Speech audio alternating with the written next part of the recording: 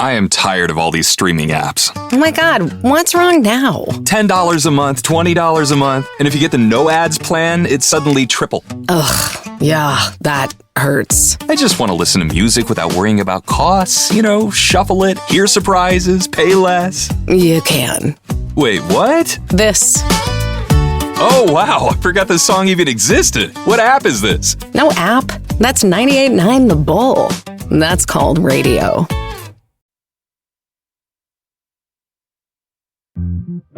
Don't ask me to talk.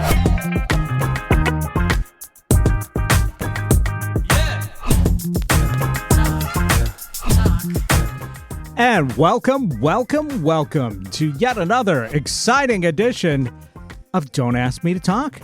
I'm one of your co-hosts and one of your podcast pals. I'm Eric Ryder. Hey, I'm the other one. I am Stacey Heller, and I'm here. This is officially the last time that we ride together at dawn. In the studio. I'm trying to make it exciting. You said that it's an exciting episode. Of course, yeah, they're all exciting. So I'm keeping it super exciting. I didn't say it was a special edition. That would imply that it was something different. Right. That's true. Well, yeah, this is a pre-record because you're in the process of moving. Yeah, like by the time this airs, it will be post Cabo. Maybe I've joined a cartel while there because there was stuff going on. Well, yeah, here's hoping that you actually are able to go down there because it's been on lockdown as we're talking at this moment. Yeah, it's a little crazy. And yeah. It's an interesting conundrum to have because, we're supposed to be going to Cabo, and where all of this unrest and craziness is happening is in Puerto Vallarta.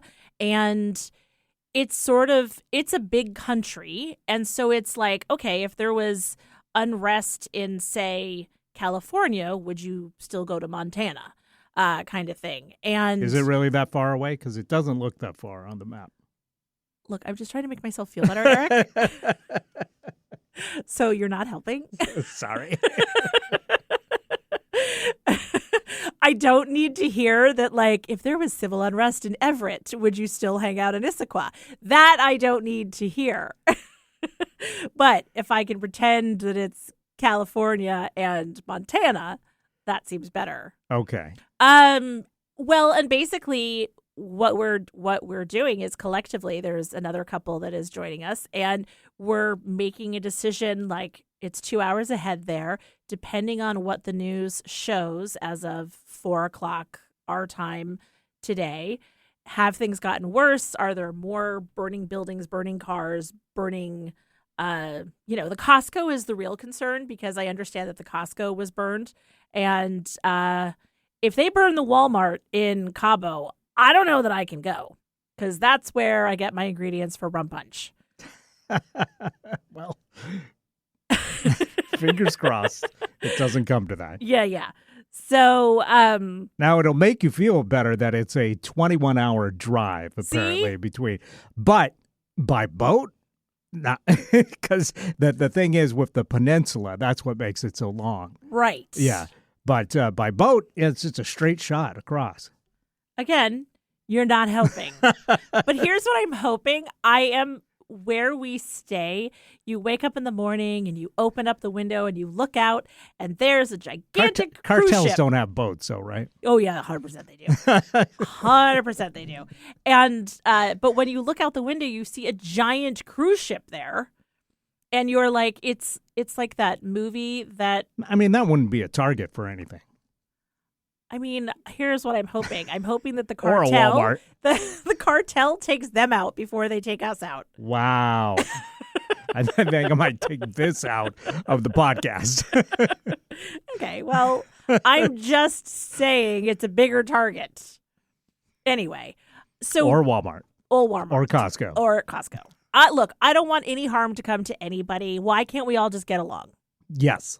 How about that?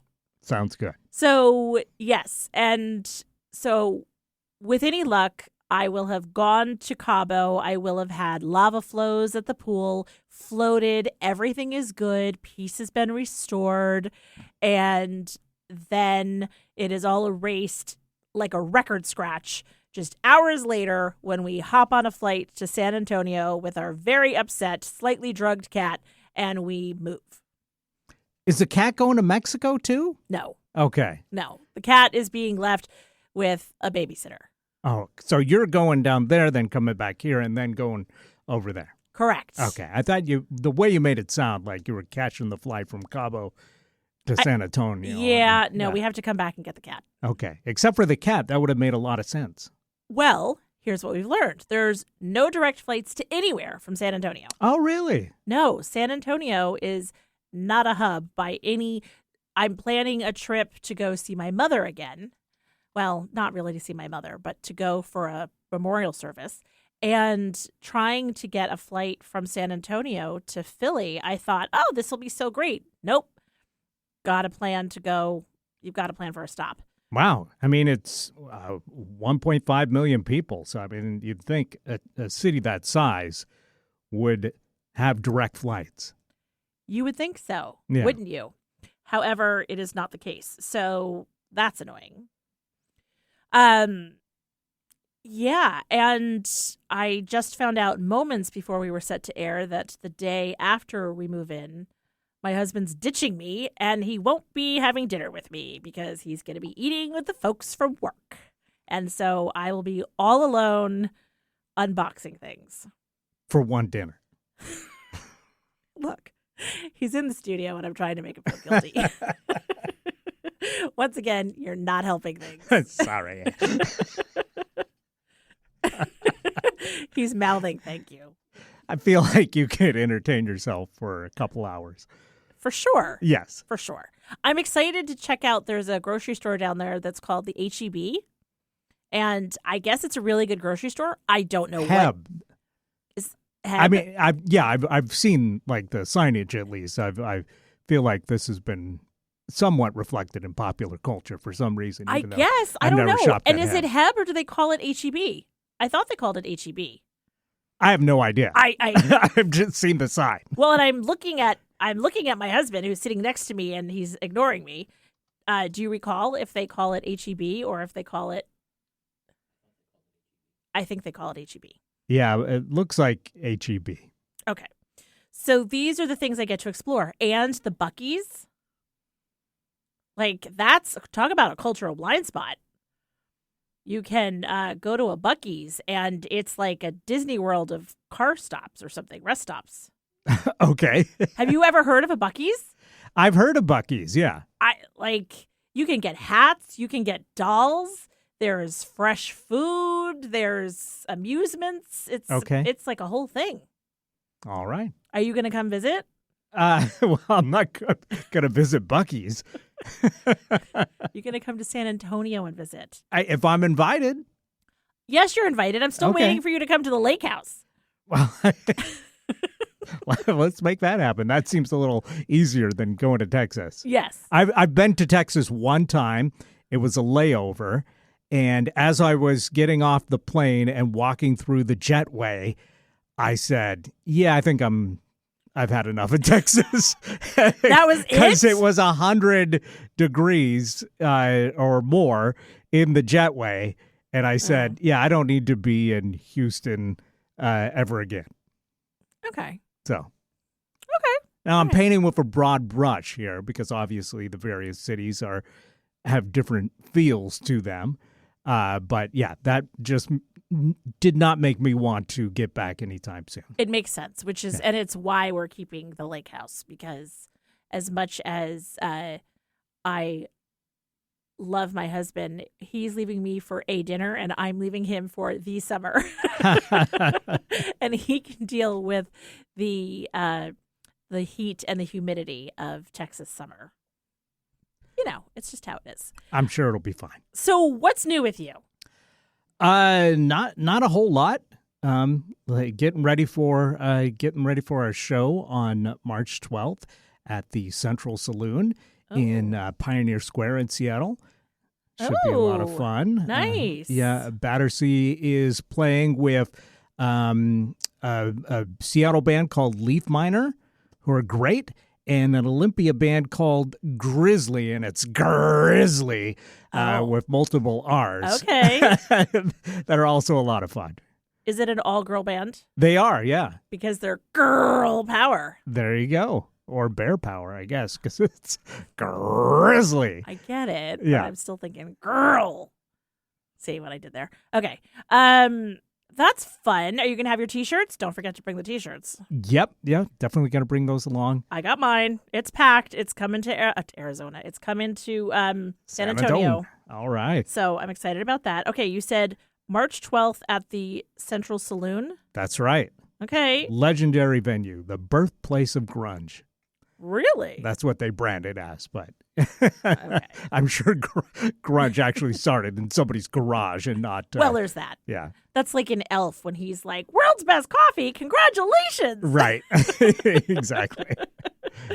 Okay, so hey, mark your calendars, listeners. You can go check out Battersea and, see Eric when he's not doing this. That'll be awesome. Okay. What else? How's Gertie? She's doing good. She's doing good. Yeah, I witnessed her do something that I've never seen her do before yesterday, which was kind of funny. I didn't even think of dogs as being able to do this, but she likes to check, like if I'm in the bathroom and she comes upstairs, she pokes her head in just to make sure everything's okay. Right. How you doing, Dad? Yeah. You need anything? So if I don't make sure that door is all the way closed, I'm getting the pop in. Right. Which is, it's great because I don't, when you don't live alone and you've suddenly had your door open while you're on the throne, it's a little bit like an uncomfortable setup. Yes. Speaking of being taken over. Yes. Yeah. Right. Yeah. It's like, can you shut that on your way out? But this time she started to come in and then she notices, oh, you want your privacy. And then she backed out. Normally dogs will just walk out. They'll turn around and then go out. But she backed out and she moonwalked out of there. I have this vision. Yeah. It was okay, that's cute. Also, shut the door behind you. She never does that. Yeah, that would have been more impressive. Yeah, I got to train her to do that. Well, you know what? If you put a rope or something on the door handle, right? Then she can use her teeth and she can pull it shut. Right. Maybe I can just put up a sign that is occupied and train her to read that. So much easier. Yes. So much easier. I don't know why dogs do that. I'm assuming other dogs do this, but yeah, she has to check in. Well, it's interesting because my cat also likes to visit me when I'm on the throne. Right. And it's and then we'll sort of sit there and it's almost like protect, hey, you good back there? And it's Right. sort of watching to make sure that nobody's going to interrupt. And I'm like, no, you're the interruption. Yes. I'm good. So maybe it's a similar thing. It's oh, you're, I'm just going to stand over here and scroll on my phone. Yeah, cats are known for doing that. And it's well, you can pet them, but dogs, I don't know. They don't typically come in and hang out while you're doing your business, or at least in my experience. Yeah. Which is why she moonwalked out of there. That's so impressive. I mean, on 4 feet. Yeah. That's pretty good. We got to get her a little, one of those beeping things like trucks have. Speaking of trucks, we got our cars picked up today, and they're headed south. So I'm sure it makes a beeping sound. Yeah, I guess. Like Gertie going backwards. Yeah. So those are just loaded on a truck, and then the truck's taking the cars down. Yes. Yes. And figured it out because I thought, how bad could it be to drive? Because we've talked about getting a pickup. And because, I think that our listeners would 100% agree that I seem like absolutely a pickup truck driver. Based on my personality. And so naturally I don't know why you're laughing. So naturally we're going to get one. And I thought, no biggie, I can drive to the lake house. Like, how long can it be? It's like 36 hours or something. That's a long drive. It is a long drive. And I was thinking, like, oh, well, I'll just, 8 hours every day. But even that, it's like 4 days. Like, okay. And I don't know if I need to see that part of the country that I'd be passing. I mean, maybe I do. Do I? I don't know. I guess it depends on the route. Yeah. I mean, if it's Route 66, but I think that goes side by side. Yeah, that's down south. I don't know. I don't know my geography at all. And I don't know what states you pass through and how many hours of that is in Texas alone, because Texas is pretty big. These are the questions that I have. Lots to ponder. Lots to ponder. It would be great things to ponder on, I don't know, a road trip. Yeah, you might as well try it. See. So you can compare your Buc-ee's to the other rest stops along the way. There you go. I think it all sounds great until then I realized that I would have to drive back. Right. And then it becomes less appealing. So you're going to fly somewhere and then fly here and then rent a car and then drive over? I don't know what we're going to do. There's thought of maybe it seems frivolous and unnecessary to have 3 cars, to own 3 cars and have one at Veranda Beach that just sits there. So the thought is maybe Well, how would it sit there? Because you need it to get over there. Right. But we need 2 cars in San Antonio, but do we need a 3rd car? You would need 2 cars here, one to park at the airport and one to park at Well, maybe Veranda you could Beach. give me a ride, and that's when you could come with the girlfriend, and it'll be great. Okay. Yeah, I think we could make that work. Well, I know enough people. I could probably. But then you're stranded. But then I'm stranded. Yes. So Hope there's a lot to do. There's a lot to think about. I have some plane rides that I can do that, which is, I am very excited, though, because we're flying Alaska. And if you recall, last time I flew Alaska, I saw that one of the things to watch was weapons. Right. And I need to watch that now. And you still haven't seen it. No. I mean, Okay. give a girl a break. You're just waiting for the I'm waiting. plane. I'm waiting for the plane. You know it is available in other places. No. Okay. No, it's only available on the plane.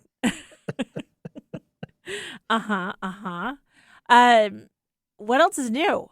I mean, I feel like we just talked. I mean, normally I don't see you for a whole week. Yeah. And it's been more recent. Got any trips planned, Eric? Well, we're thinking about some stuff, but nothing's set in concrete just yet. Are you going to go to Easter Island? Maybe. I mean, you have a book. Yes. So thanks to me, you have the book. So you might as well go and check it out. Well, I'm looking at that.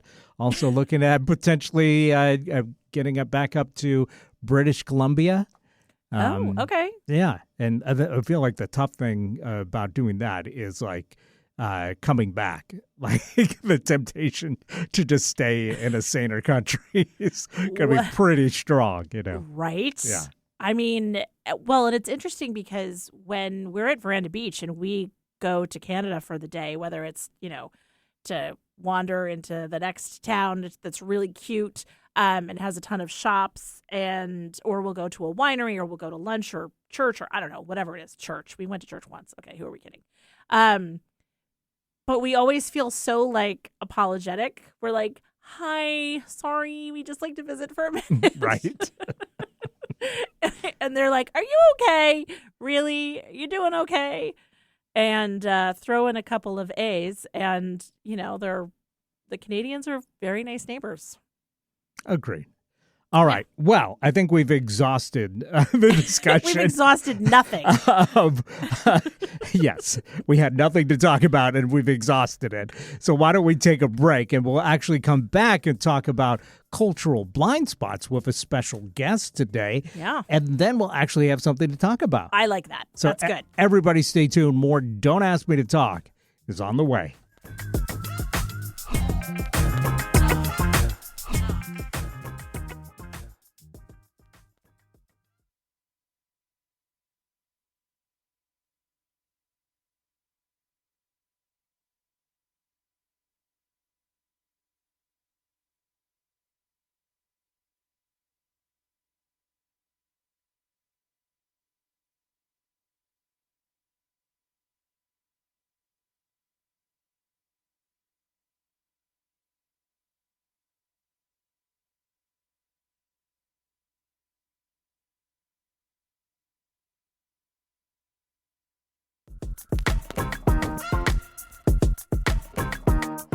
And we're back right here on Don't Ask Me to Talk. I'm one of your podcast pals. I'm Eric Ryder. I'm the other one. I'm Stacey Heller. And this is the segment of the show that we like to talk about our cultural blind spots, which are big pieces of culture that we have somehow missed over our lifetimes.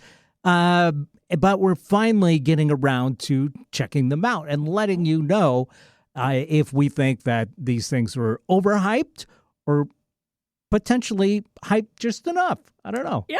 Well, once again, we had dinner on Friday night at a friend's house, and I was talking about this segment, and our friend Jeff is quite the TV and movie buff, watches everything. Mm-hmm. And he thought it was a fascinating concept doing the whole cultural blind spots thing. And he wanted examples. And so I was giving him some examples.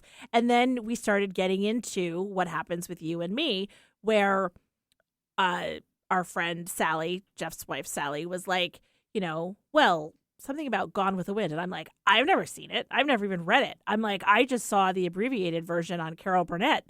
And she's like, what? You've never seen that? And he's like, I've never seen it. And, and I was like, but this is a perfect example. Right. Of that. And then, he was talking about all of the numbskull movies that he sees. And then because she and Jeff have raised two boys, we've talked about this as well, that you may have a blind spot because, like, they never really watched Disney movies.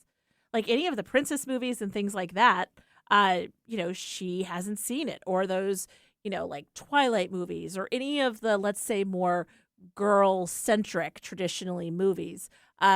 She never saw any of those.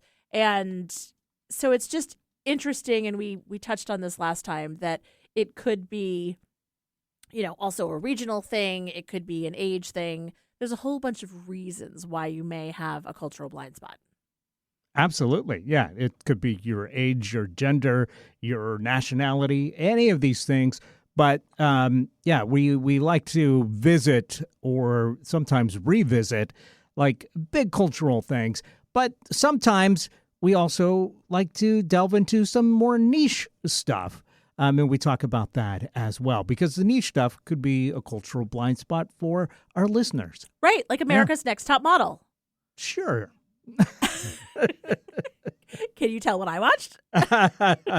Well, why don't we start with you? And also, I mentioned we have a special guest in the studio with us to talk about some of these cultural blind spots today. So why don't you introduce our guest? Well, our guest today is my husband, Pete, the oft talked about, much maligned by me and only me, husband of 33 years. Welcome. Welcome, Pete.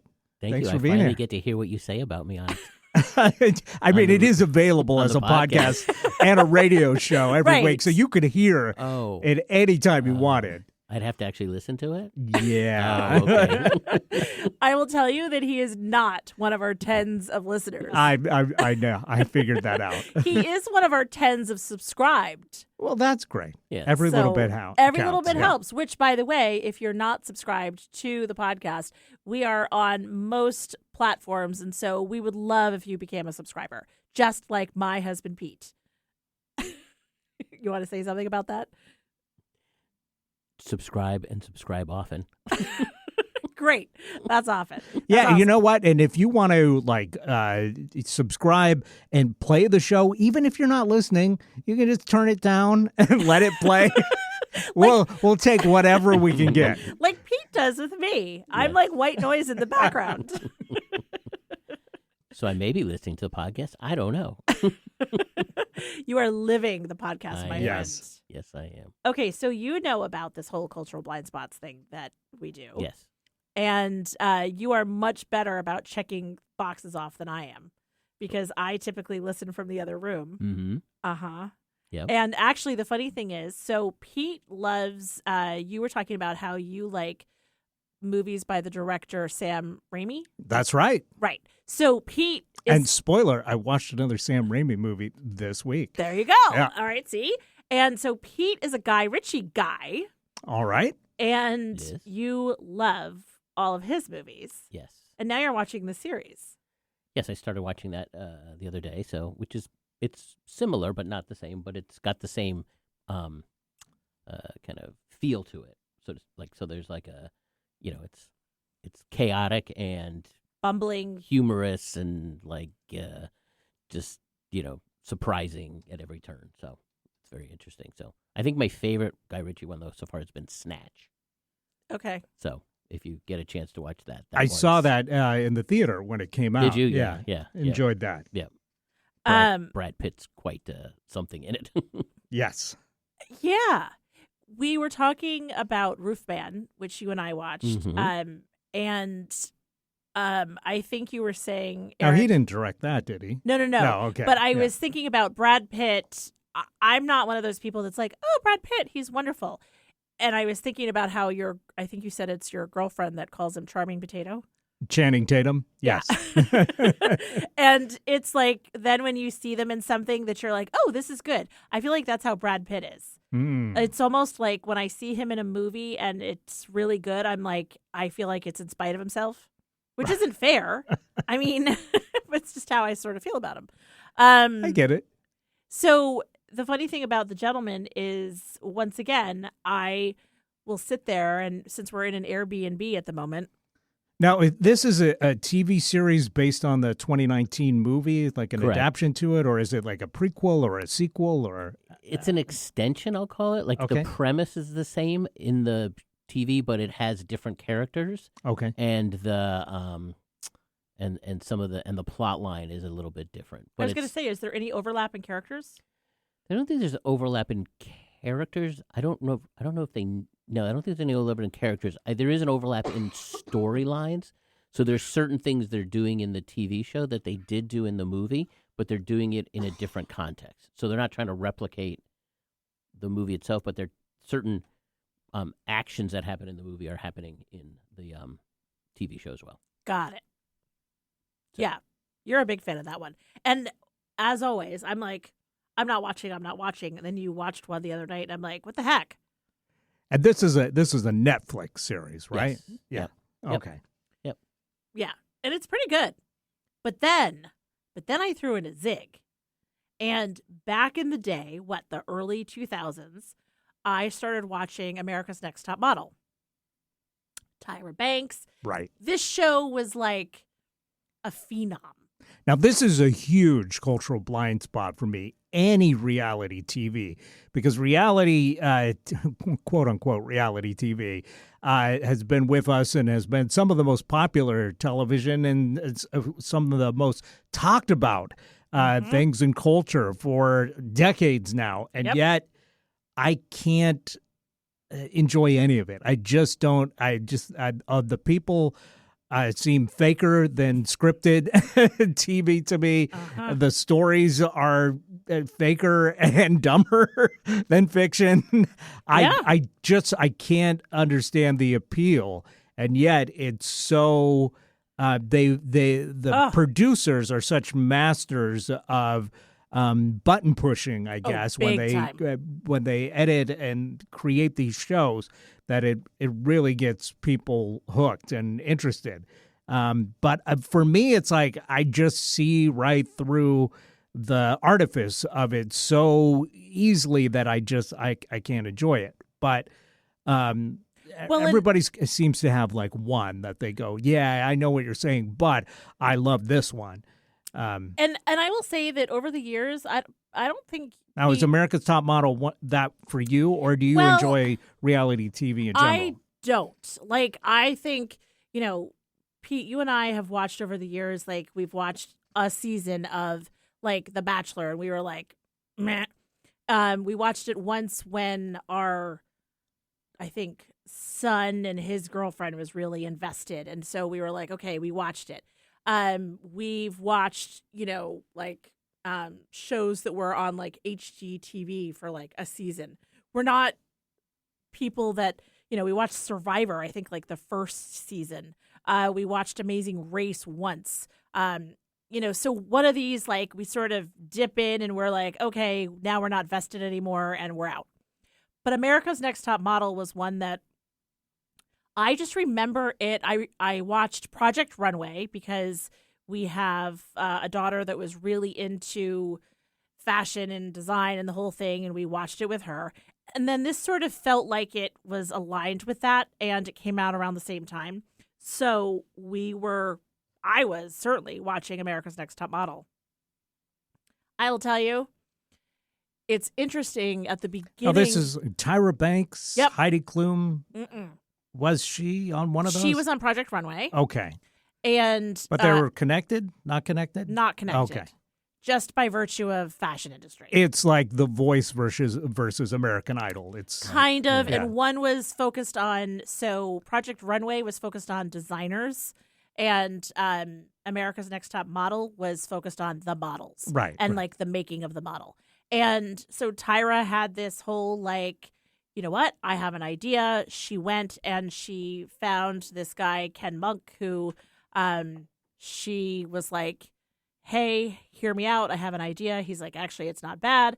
They tried to pitch it to a bunch of different networks. UPN picked it up. Remember UPN? There's a cultural blind spot. And it took off. Like, it was like just lightning. So this show went on for, I think, 25 seasons. And by the way, and just because you mentioned the UPN, they merged with the WB, I believe. I think and so. then it became the CW, but I've never figured out what the CW stands for. I don't know. I knew what WB was. I knew what UPN was. But I have no idea what CW is. Yeah, who knows? Country Western? I don't know. So the show, like, you watched it and, they had on kind of the big three. It was Tyra, and to her left and right, she had Jay Emanuel, who was like a former makeup guy who turned into like the creative director of the photo shoots. And then you had Miss J, and Miss J was the runway specialist. And then you had Nigel Barker, who became the photographer. So you had like the panel of judges, and they were brutal with these girls. But you watched it, and there was also an artistry in how you took this girl literally out of a Walgreens who, sort of slumped, and you thought, there's no way. And then you see her in a photo shoot, and you're like, holy cow.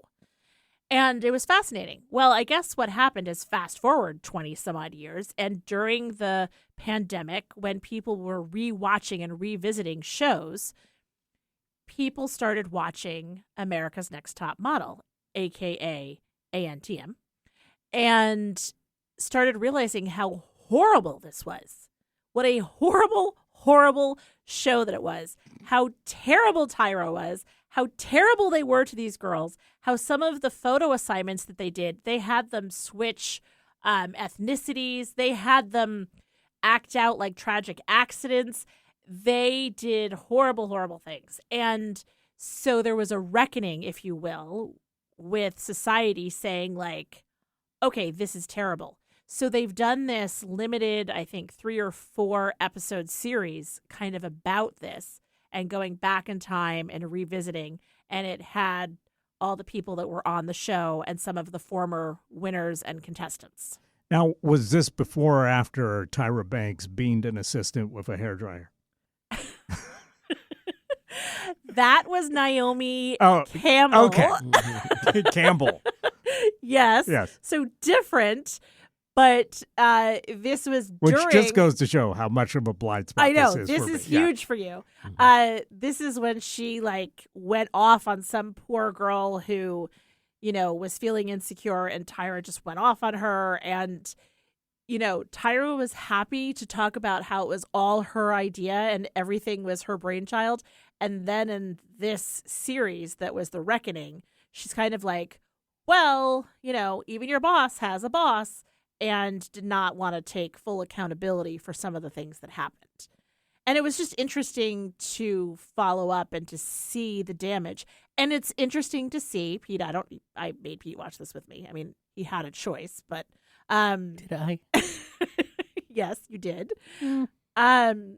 It was interesting to see in hindsight, to your point, Eric, what these very produced within an inch of these young women's lives, how it impacted them, how it impacted their future, how it impacted their relationships, how it impacted their self-esteem, self-worth, all of these kinds of things. And it's truly we know better now. I don't know that we all do better, but certainly you'd like to think that people wouldn't stand for some of the stuff that happened back in the day. Right. But then you see it on like Bachelor. Like there's one season where a woman ends up being intimate with a guy that she had met, and they've got the cameras rolling, and she's like, somebody should have stopped this. I was clearly drunk. Like it was not a consensual thing, really. I had no business making choices about anything. And, and then you see these kinds of things happening, and I'd like to think that we would do better, but I don't know. It's kind of crazy. Yeah. I mean, nowadays they would just have AI do it instead. Well, Here's a simulation of what could have happened. right, exactly, with 3 arms. Yeah. So it was an interesting thing. So, the good news is we've come really far. The bad news is we probably haven't come far enough. And reality TV is definitely toxic. Agreed. So toxic. And by the way, I looked it up. So the CW stands for CBS and Warner Brothers because they merged to make the CW. And they talk about in the Wikipedia article, by the way, that it marked its formal launch date on September 20th, 2006, with the 2-hour premiere of the 7th cycle of America's Top Model. Oh. There you go. So it all ties in. See, look at that. Yeah, so that was just interesting. Like, if that is a show that any of you out there watched and either thoroughly enjoyed or you thought it was, terrible, watch this limited series. I think it's also on Netflix, and it's just interesting, colorful commentary. And most disappointing was the 3 gentlemen that were on the show with her, Miss J, Jay Emanuel, and Nigel Barker. All of them remained actually steadfast supporters of each other. And she kind of ditched them. And just not cool. They really helped make the show what it was. And she was like, later Gators. So anyway, Pete, do you have anything to add? You're very verbose. I thought the 2 things that were interesting was the first was the cameras are always on, and I think that was interesting. I think for all reality shows, it's like there is a contract that you do with the producers that says we will always film you at all times, and so the capturing of that footage that then they create the story around or the sensationalism is there, and so it's kind of like they don't. Sometimes you think, oh, they manufactured that. It's like no, some of this stuff actually happens. Should it have been filmed? No, but it's the agreement that they make. So I thought that was interesting. That was fascinating. To follow up on that, I guess they had the rule that if you went into the bathroom alone, then the cameras didn't follow. However, the loophole that they had is that the young woman in the one particular episode, she went in with the young man, and therefore it was filmed. So that was interesting. And I thought the second thing, and They just send in Gertie with a camera. Yeah, right. And all Lou bets are walking off. out. Yes. on the next podcast. No. The other thing I think, Eric, to your point, is that because these shows become so popular, they have to keep raising the stakes, and so even like this show or any of the shows, right? It just becomes almost more surreal or more fantastical, right? I have to do something to top what I just did, and so I think it starts to put the people who are in the shows in bad situations, right? Because they can't stop the they can't stop the magic. The magic has to keep going, and the magic is the sensationalism that they create every week. So yeah, because in the beginning, I think her intention was genuine. And it was like, hey, people that normally the industry would not say as a top model, we're plucking them from random places that are obscure. We're giving them a chance to follow something they never thought would be possible. And I think it was fairly genuine. And then to your point, Pete, there's a magic that occurs and it becomes a machine. And you've created that machine and you cannot stop that machine. So anyway, so that is not a huge, like, up there with Gone with the Wind or The Godfather type blind spot, but reality TV, it is a reality, and if you don't watch it, it is a blind spot. Absolutely, yeah. Well, I've learned a lot about something that I, never indulged in, but have definitely heard so much talk in the culture about. So it is interesting to get this extra perspective. And when I get Netflix back, I may have to check this out because it sounds interesting. Yeah, it was interesting. I think if for no other reason than just for it's a good way to dip your toe in and learn something about the process. And you could insert any reality show, and the stories are going to be the same and the truths are going to be the same. More likely what's going to happen is the girlfriend's going to watch this, and then I'll wander in the room and catch like 5 minutes before I wander out. As you moonwalk out. Yes. Oh, this is what's going on. Yes. Okay. Well, then. Because that's typically what happens with these things. Yeah. She indulges in the reality TV stuff a lot more than I do. All right. But, well, what Sam Raimi movie did you watch? Well, I got to start by saying I attempted to watch a new movie, an old movie, but new to me. That was a cultural blind spot that I think we've even talked about on this show. Oh. Empire Records, which I'd never seen before, but it's one of those that's like at the time when it came out was the moment, a youth moment movie. Liv Taylor, Renee Zellweger. Right. And it kind of like reminded me of like Fast Times at Ridgemont High, like that blueprint where it's a bunch of kind of loose stories with a bunch of young people. Yep. And I've watched a few of these over the years, and I think that the blueprint there laid out by Fast Times at Ridgemont High is the only one that I really thought was great. Like Dazed and Confused was fun, but it seemed like a pale imitation. And this Empire Records, I hate to say it felt like an even more pale imitation. I was excited to watch it because it features music, some of the music that I liked a lot from that era, including Edwyn Collins. It helped him have a breakthrough in this country with the song A Girl Like You. And I became a huge fan of him at that point. And I even last year traveled over to see his last tour of the UK. Okay. And so I kept waiting for that music to kick in, but I couldn't make it far enough into the movie. You didn't watch the whole movie? The acting is bad. The story is bad. It's so good. A lot of the music, which is the strong point, is bad. I watched maybe 45 minutes of it, and I just said, I can't take it anymore. I can't believe it. I love that movie. It's so bad. It's so good. When was the last time you watched it?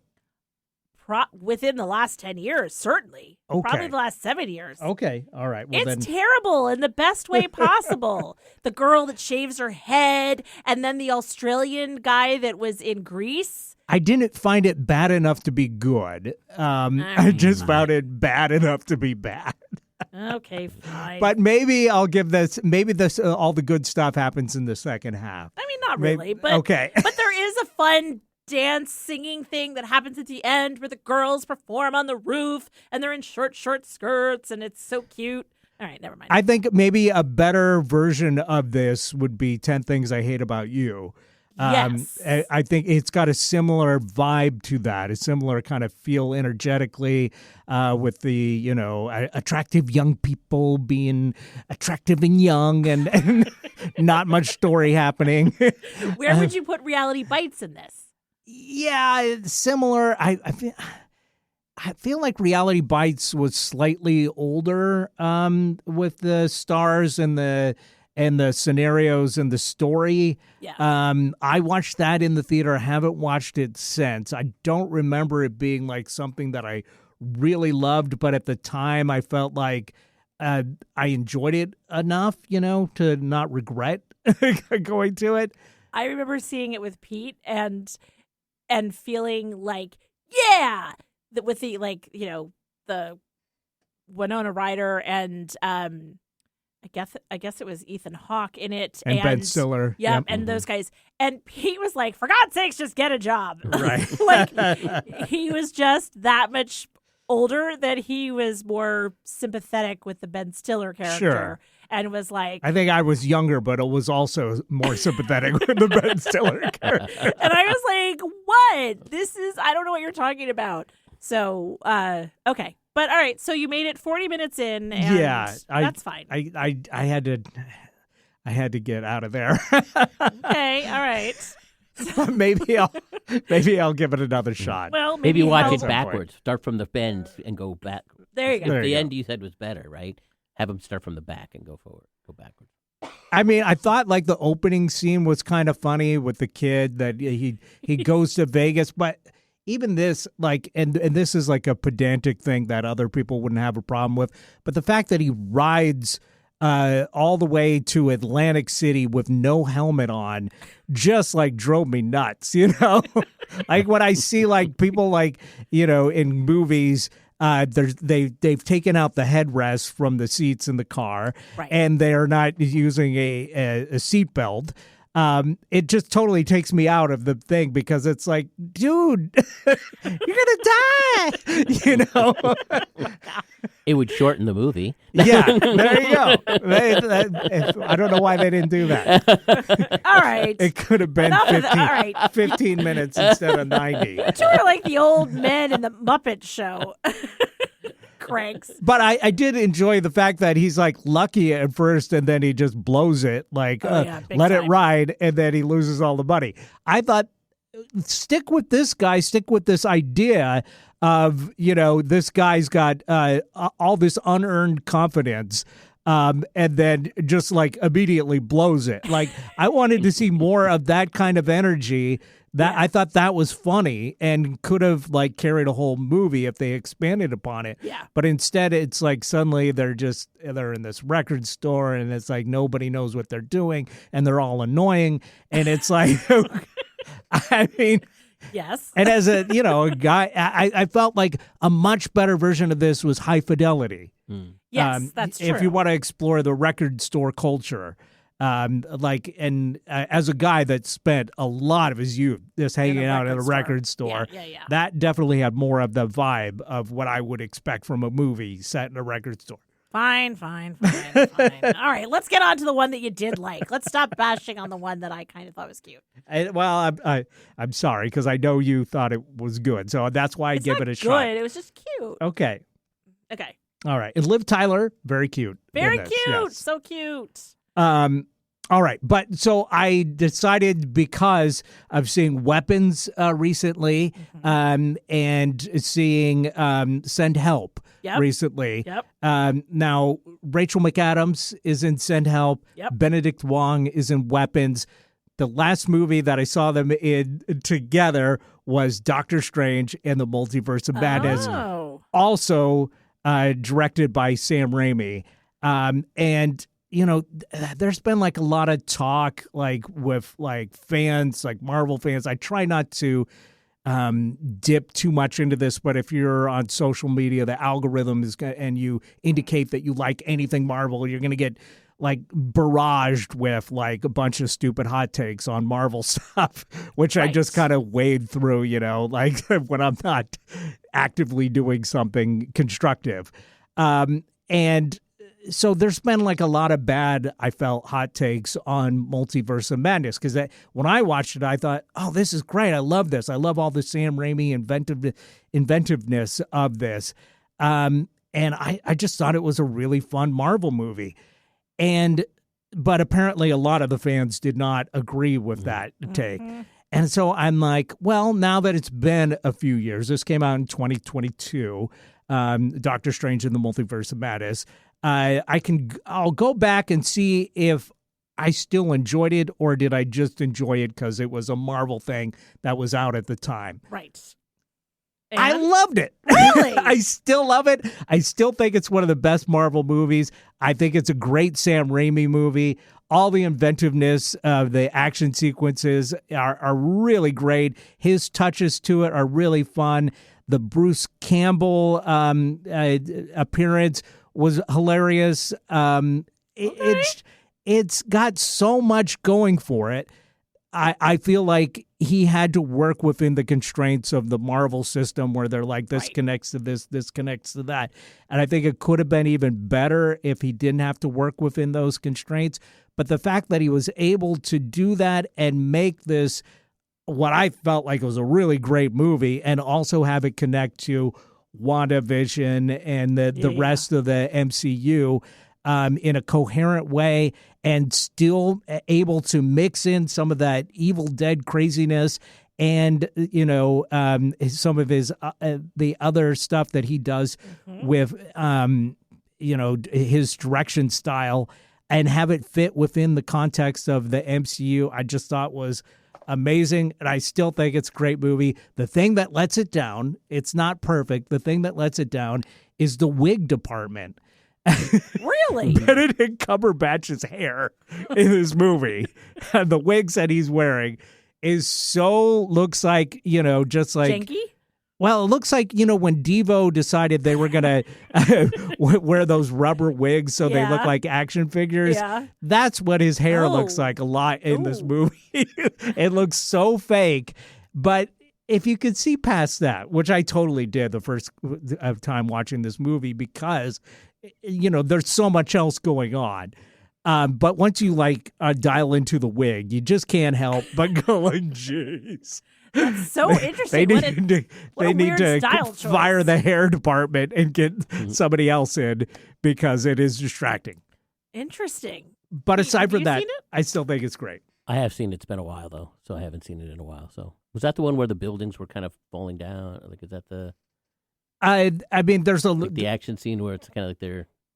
the building's falling down in a Marvel movie. That's everyone. I know. No, but it's more of a like an incept. Like it was. I think I remember seeing one of the Doctor Strange where it was like he was having a fight with someone, and they were like, it was like the universe was collapsing around them. Yeah, there's definitely some of that. Yeah, because they're like jumping into universe after universe after universe, essentially. And a lot of the issue with this is that Everything Everywhere All at Once came out around the same time. A lot of this got kind of pushed back because of COVID, and then that movie, another multiverse movie, came out at the same time, and everybody was going, excited about the scrappy indie movie, which I also loved. Yeah, but it came out exactly the same time as the big cultural behemoth movie, and that people were like, well, they did it much better, and you know what?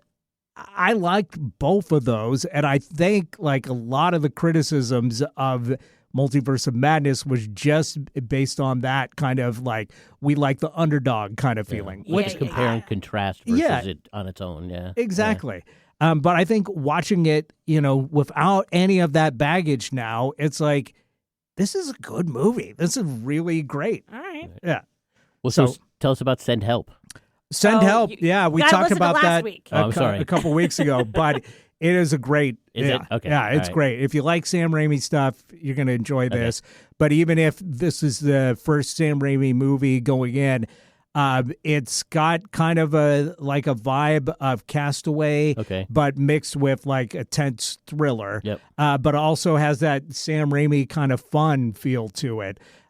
So it's hard to describe. The movie I would compare it to the most is a movie called Triangle of Sadness, which is a lot of fun too. Okay. But which has a similar story and a similar vibe.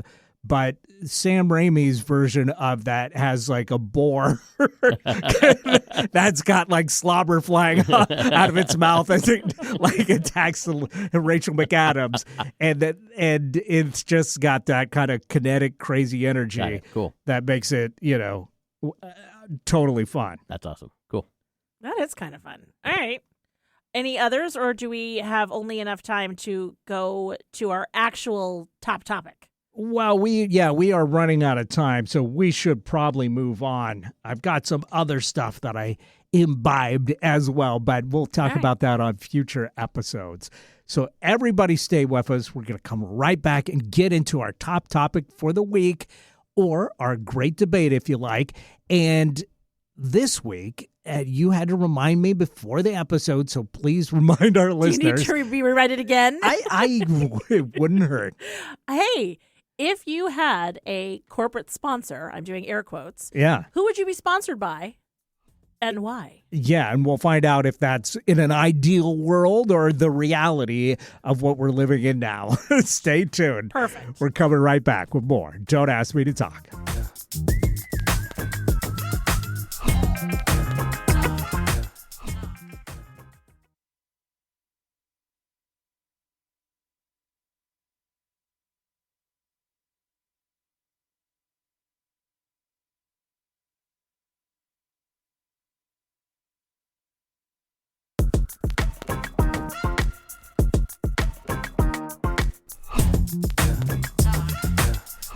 And welcome back to Don't Ask Me to Talk. I'm Eric Ryder. I'm Stacey Heller. And this is the part of the show we talk about our top topic, our great debate, if you will. The Wheel of Topics helps us out every week by choosing the topic, but you are the person that actually I'm the fills puppet the master. wheel with these topics. So each week I like to find out what your inspiration was. What's the story behind the story of these topics that you added to the wheel? So our corporate sponsor was, I believe, the topic. Well, it was the idea of having a sponsor. Like, if you had a sponsor, who would your sponsor be? And, and in theory, in an ideal world, now, I fully admit we do not live in an ideal world. These days, people are willing to sell themselves for anything.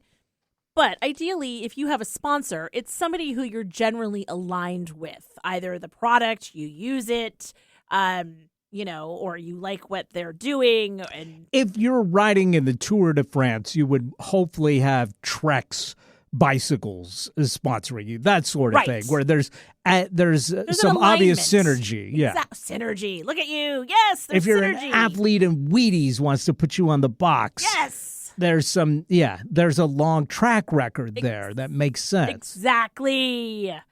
That's what I'm trying to say. So speaking of this, before we go a little further, I'm sorry. I just realized I didn't talk about in the last segment one of the big cultural blind spots for me that I actually checked out. The Olympics? And yes. Wow. That's huge. And this ties into that because of the Wheaties thing. And you know what? I'm not an Olympics watcher usually. We've talked about this quite a bit on the show. Neither of us are big sports fans. Nope. So typically I don't watch the Olympics because it's just sports. There is the added angle of it being country versus country as opposed to just like teams, Right. For that, you could just listen to the news. So. Yeah, and it's the amateur athletes. Although they're at the top of their game, but they're not like part of a Paid, team that's per paid a se. lot of money. Yeah. And it's in more niche sports. So all that stuff makes it slightly more interesting to me. So before I say my thing, do you watch the Olympics typically? Well, I catch snippets of it. So, like, for instance, I was working one night and we had curling on. And curling was just fascinating. And I'm like, you just have to get it in the center, right? Like, I don't get it. And then figure skating is always really fun to watch. So there will be snippets that I will watch. And But you're not typically paying for the no. big Olympic package and watching, No. curling at 2 a.m. and on a No. Tuesday night, trying to find out if Finland finally Right. cracks this. Nope, not even a little bit. Okay, fair enough. So Yeah. we're on the same exact. I'm like headlines. I'm skimming headlines only. Yeah, we're on the same page Yeah. exactly with So this. you watch some of it though? So yes, but I didn't. Again, I don't normally watch the Olympics. I don't watch it live or anything. But I saw like a description on one of the social medias about Alyssa Liu. Oh, the skater. Yeah, the figure skater. And some clips of her performances at the Olympics came. I don't know if you call it a performance or whatever you call it. Routine, sure. It just goes to show how much of a blind spot this is for me. But some clips of her Olympic routines came up on YouTube, and I'm like, she looks interesting. Mm-hmm. I'm going to click on this. And it blew my mind just how good she is. She took the gold, and well deserved.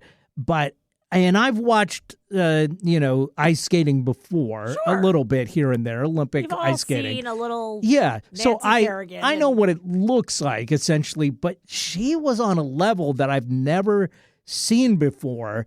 That was just so graceful and charismatic and just like the absolute fun that Yes. she was having was incredible.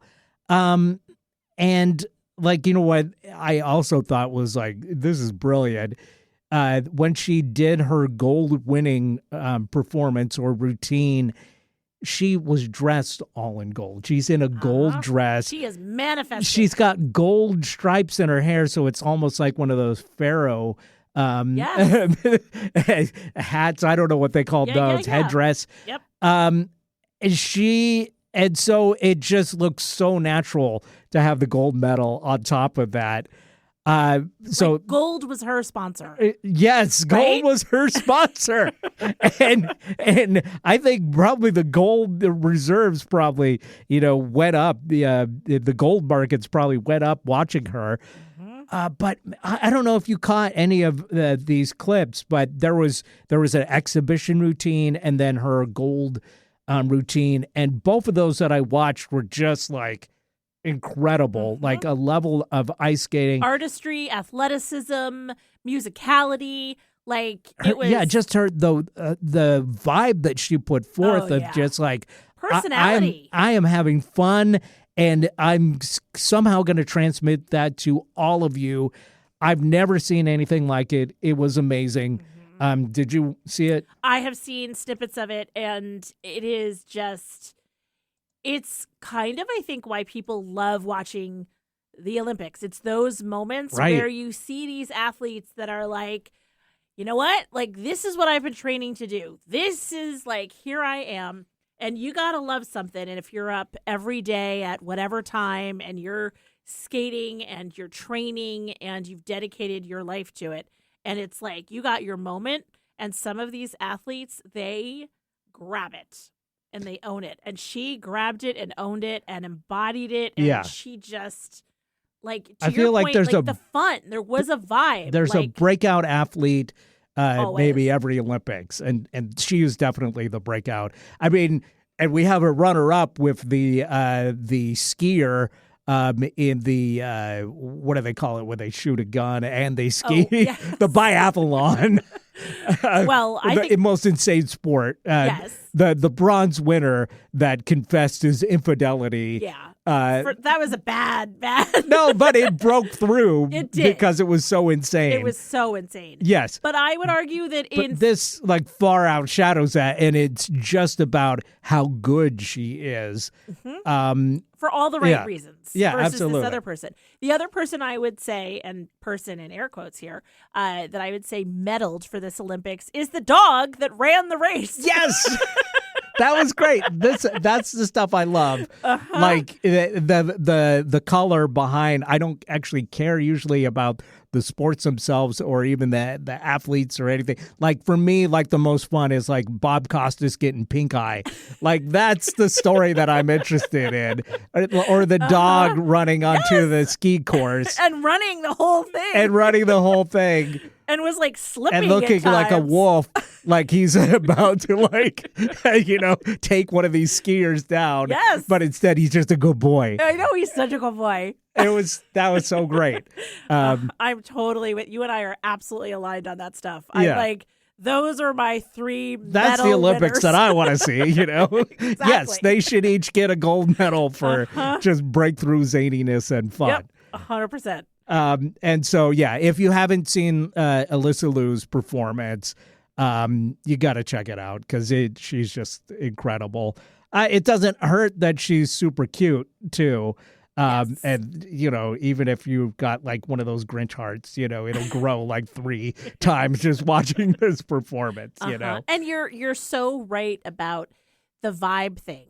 Like, there are other skilled athletes. There are other people with musicality. But there's just an unbridled exuberance and joy that she just emanated. Yeah. She was dancing. She was dancing, and the other people are ice skating. Yes. She's dancing. Yeah. She just happens to be on skates. Yep. But just incredible dancing. Yep. Like, when she like puts her leg above her head and then it holds onto it with her hand as she spins around. Yeah. It's like just what? Yeah, it's incredible stuff. So yeah, as a sports skeptic, completely, I was just like, wow, that's something. Yeah. No, Yeah. I am so with you on that. Well, good for us. Look at us watching snippets of the Olympics. And this totally gives me an idea. What about if like hockey started just get rid of all the hockey players that we have now and change the sport so it's all ice skaters playing the same game, but they do all that fun like spinning around and stuff like that. Well, okay, now we're going to run out of time for our topic, which it's fine. We can do it next time. Because speaking of that, I watched, and you're going to have to look it up and see if I get this right, the WWE Women's Royal Rumble last night at a bar. So again, keep in mind, I'm sort of living in an Airbnb about to go from one place to another. So we went and we had dinner at this little neighborhood place. And on the TVs all over the bar, and there was a lot of them, is a bunch of women in basically like unitards. And I didn't know anybody's name. So like there was the woman in purple who I called Purple Rain. And then there was like, I was calling her like K-pop girl who was like 2 sticks of butter in her bright yellow outfit. And, I was calling one of them Poison Ivy because she had a green suit on with vines all over. And watching, it was like entrant number 22. And then they come running down this long, like sort of corridor of people watching the show, and they go into the ring and they take down somebody. And basically, they were playing professional hot lava. So they're in a ring, all in these brightly colored cartoon-like unitards, and they were out if their feet touched the floor. Okay. I was like, we're officially running out of sports now. I was like, are you kidding me right now? And I was so vested. It was down to like 3 people, and Pete's like, we got to go. This is stupid. And I was like, are you kidding me right now? So when I got to the car, I had to look up who won. And I was like, I don't know what their names are. Like, I need to know, is that White Pants Girl? Is that K-pop Right. Butter? Like, who is this? K-pop Demon Hunter. Yeah. Okay. So that's not why you called. Our topic again was Right. who would be our sponsor. And so you're thinking behind this topic being on the wheel was there something that inspired you to put it on there? There was. So this was inspired by, and I may have mentioned this, I can't remember if I mentioned it on the air or just to you. Our daughter Grace one time went on a date with this guy, and she asked the question to get to know this person. Hey, if you had a sponsor, who would your sponsor be? And his response was UNICEF, and she was like, "That's right, yeah." She was like, ugh, for God's sakes. Can't remember if we talked about this on the show or after the show. I don't remember either. It's worth reiterating. Yes. Right. And so she was just kind of like, not that there's anything wrong with UNICEF, but right. No, as they we do great talked work. about, like, why is UNICEF spending money on, like, sponsoring a sports team? The money's supposed to go to the kids and, like this whole thing. And she's like, one of these people that's like, I just want world peace and I only eat salads. And, like, she was just kind of like, meanwhile, I feel bad because she's like, or, what her point was, I felt bad being like, I want Adidas because I love how cute the sneakers are. Right. And so I just thought, what a good, interesting question, though, to be like, hey, if you had a sponsor, it says a lot about who you are, what you like, and the synergy of whatever brand you pick. Okay. So now let's be real. Pretty much anything except for maybe Blackwater. If they gave us the money, we would take your money. We would gladly have sponsor us. WWE Royal show Rumble or whatever. I am here. Wheaties, no problem. Right. Yes. There's some levels of evil that we're not gonna take on. Right, like Jeffrey Epstein. Are us? No. No. Absolutely not. Yes, we're gonna say no to that. Exactly. Prince Andrew, put that wallet away. Right. We don't want your money. We're not going to rehabilitate you. Okay. So this is more in a perfect world where we have a chance to turn down people. And this is just going to, sponsor us to live our lives or... Yeah. Okay. They're going to enable us to live the life that we so richly deserve. Okay. All right, very good. But we've got so many corporate entities that are so just like, you guys are such awesome influencers that we want a part of that. Yes. And we only have so much time in the day, and that we're going to narrow it down to just the one. Yes. Okay. So all those qualifiers being said, do you want to go first? Who you think would be your ideal sponsor? Yes, and I want to add one more qualifier. I also would like it to be known that I don't really know about the corporate leanings of the brand that I'm about to mention. Right. I don't know. Might be something where if they're breaking out that check, right. If you're making your whole life about that. And I don't know what their political leanings are. I don't know. For all I know, this product is killing me. It 100% is. But this is a perfect world where whatever. Diet Coke, 100%. All right. And because I use ChatGPT enough, it knows me well enough that I was like, hey, buddy, old chatty, if this was my corporate sponsor, like, what are some like branding and tagline ideas that would work? And I love that this is what it said. Oh, yes, Stacey, this is your lane. Chic, a little clever, visually punchy. If you were sponsored by Diet Coke, we need something crisp, confident, and slightly iconic. I was like, okay, chatty, like, look at you. But without using that, I don't drink it because of the caffeine. I drink it because it's a habit. I drink it because of the taste, which I thought was horrible when I first started drinking it. It's like cigarettes. Yeah, 100%. It's bad for you, and you still have to work at it. Yes, 100%. To enjoy it. But at this point, I'm like, I'm in, and it's going to take me down a road that I don't want to be on, but I'm in. And, but like visually, it's kind of iconic. It's bubbly, right? And so it gave me a whole bunch of little like taglines like 0 calories, 0 apologies. I'm like, all right. Powered by ideas, fueled by fizz. Let's see. You didn't like this one. I mentioned this one before we started. I don't do flat, which as a curvy woman, I appreciated. Effortlessly extra. I mean, these are me. I feel like this is why you hire a real person and not AI to come up with the taglines. Well, yeah, but I had a limited time budget here. Right. It was free and I needed to get this done quick. But Diet Coke would be my thing because I pretty much always have a Diet Coke. It's pretty classic, it's pretty simple. I'm not niche enough. We are both cola heads. Yes. You with your Diet Coke and me with my Pepsi soda shop made with real sugar Pepsi. Mm-hmm.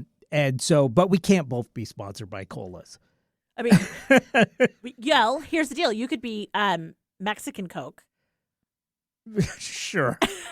I got to have finally one. And you know why Mexican Coke is better than real regular sugar. Coke? Because it's real sugar. Yes. And they put slightly more in it, so it actually tastes like Pepsi. Wow. That's why. No, but for real. No, yeah. It literally is why Mexican Coke is better than American Coke, is because it tastes like Pepsi. No, it's fair. I hate to break it to you Coke lovers out there, but that's the reality. I had my first Mexican Coke while See, we those were Pepsi apartment checks hunting. are already paying off. Okay, so are you going with Pepsi then? No. What would you go with? This is a good question that I haven't given a ton of thought to, but I really think that if in an ideal world where I could get anybody, because I'm so cool, to sponsor me, I would love Rickenbacker guitars. Okay. And there's often where people get to make their own, really famous guitarists get to have their own custom model. And they work with a brand, like there'll be custom Fenders, if you're Johnny Marr or you're Eddie Van Halen, Yep. or like there's custom Gretches, like Brian Setzer has one of those, so people that are fans of a particular artist will buy that particular guitar to kind of get that sound. Yep. Because they've like customized it to be like what they think is the best in a guitar. Yep. And I play a Rickenbacker 90% of the time. Okay. And they're expensive guitars. And I would love to have more than the two that I have. But it's costly. So being sponsored by them would be amazing, because then I would probably get all the guitars that I would want for free, which would be great. And the idea of me being able to make a custom version of the 330 or the 360, they don't do that many of those. They've done a few, like the guitarist for the Beach Boys, for instance. Sure. He had one, but it's pretty rare that they team up. So I'd love to be one of those heralded. We could call it the Everyman. Sure. Well, because since you're not famous yet, you're representing the Everyman. Right. That takes kind of the fun out of it for me, Oh. of there being a Rickenbacker Eric Ryder model. All right. So that's my dream, would be to have like Ryder and Rickenbacker, or what you call it, Rickenbacker. That's a mouthful, but that's kind of perfect, though. Yeah, I think it would be fun, and I'm just thinking, like, how would I customize it to make it special to me? I think I'd do like kind of like the 330 that I play, but maybe throw in a whammy bar, and maybe maybe give it a third pickup, so it'd be kind of like a 325, like John Lennon played, but like with the full neck of the regular 330. Guitar geeks out there are just like, oh wow. I know. But everybody else is just like, nah. Like, is there a stripe? What? And is there a cute crocheted like strap?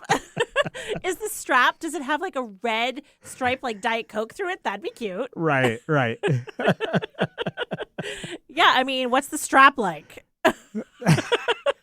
And the special colors that they do, the black and white models, the Chet glow is real distinctive. Okay. A lot of people have that. The fire glow is another one. Like Tom Petty had one of those, and I think I would maybe do like a white stripe down the middle of it, but have like the black or I play a blue one. So like keep some of those colors, but maybe like a white stripe down the middle. I think would look kind of sharp. Okay. Yeah. So, hey, Rickenbacker Guitars, if you're listening, Eric would ideally like a custom version with a whammy bar, a third pickup, a full neck with colors that have like a Chet glow or a fire glow, but like a white stripe down the middle. Yeah. How'd I do? That's pretty good. Yeah. If I had my own custom model and they were a sponsor of me and whatnot, I think I'd be pretty happy with that. Okay. Yeah. All right. Well, let's see what we can do. So, hey, if anybody out there has a connection with Diet Coke or with Rickenbacker Guitars, hey, hook a couple of people up here. We're looking for sponsorship. Yes. Or freebies. Yeah. Or if you just want to, buy some spots on the show, we'd be totally happy we would with totally that. take that. Pretty much anybody except for Dentist. Blackwater and the pedo criminals. No, thank you. Exactly. Like, that money. yeah. I mean, whatever it is that you're doing, like, we would love to hawk your wares and goods. Yes, pretty much. Yes. All right. Well, on that note, Let's find out what we're talking about next week. let's do it. What? We already did that one. We're spinning again. Microwave fish. Whoa. I don't know what it is. It's cut off. But I think maybe you're saying microwave fish at work? Oh, yeah. Like, I think it's about, like, horrible things that you can do at work. Okay. Yeah. Like what's offensive? It's not specifically just this. Yes, but yes. Yeah, that has been, it seems like, used as an illustration of the annoying coworker, Yes. somebody who microwaves fish in the break room. 100%. Yeah.